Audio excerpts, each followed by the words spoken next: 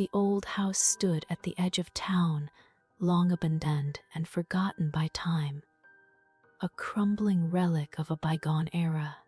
Its windows were boarded up, the door long gone, and vines had overtaken the walls. Yet there was something unsettling about it, something that pulled people in, even when they knew better. I had always passed by it without a second thought. Until tonight. It was a cold, foggy evening when I found myself standing in front of the house. The air felt thick, the kind of silence that presses in on you, making even your own breath sound like a loud intrusion. The house seemed alive, its decaying walls whispering, begging me to enter.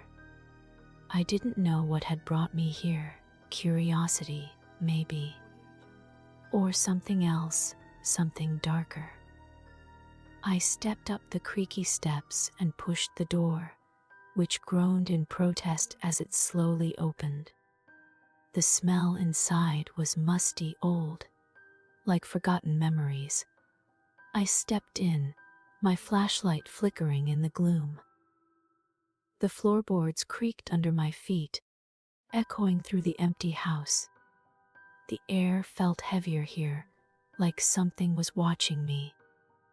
I shook off the thought, telling myself it was just the old house, the creaks and groans of age. But then I heard it. A soft sound, like a whisper coming from upstairs. At first, I thought it was just the wind, but the whispering grew louder, clearer. It was a voice, soft and eerie. I felt my pulse quicken.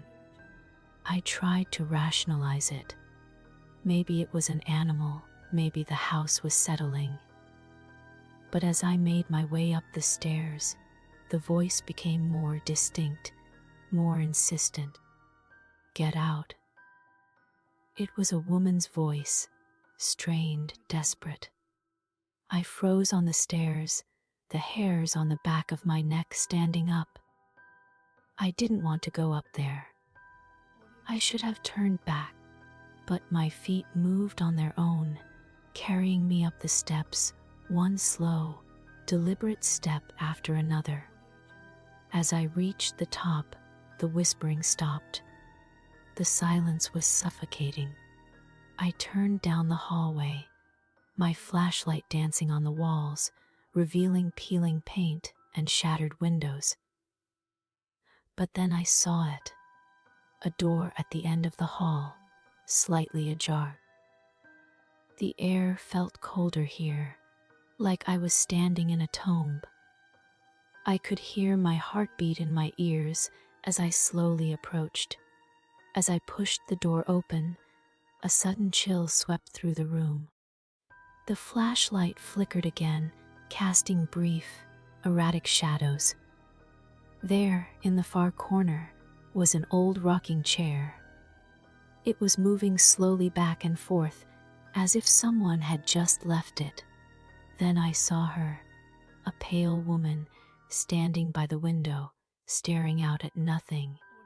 Her face was blank, her hair matted and tangled. She didn't seem to notice me, didn't even flinch when the door creaked open. I opened my mouth to speak, but no words came out. And then I heard her. "Why are you here?" she whispered, her voice colder than the air around me. I tried to move, to run, but my legs wouldn't obey. The room seemed to close in on me, the shadows stretching and twisting. The woman turned, her face now twisted in anguish, her eyes empty, hollow. Her mouth stretched into a grotesque grin, and in that moment, I understood. She wasn't alone. The walls were closing in, the room distorting. I could hear them now. More voices, all whispering, all calling to me. "Leave now, get out."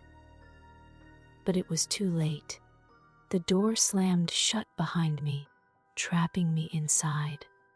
I turned back to the woman, but she was gone, leaving only the faintest echo of her laugh behind.